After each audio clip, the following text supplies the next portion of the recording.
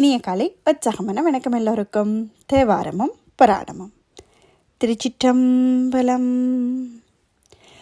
தாயினும் நல்ல தலைவரென்றடியார் தம்மடி போற்றி செய்ப்பார்கள். வாயினும் மனத்தும் மருவினின்றகலா மாண்பினர் காண்பல வேடர். நோயிலும் பிணியும் தொழிலர் பால் நீக்கி நுழை தரு நூலினர் ஞாலம். கோயிலும் சுனையும் கடலுடன் சூழ்ந்த கோணமாமலை அமர்ந்தாரே.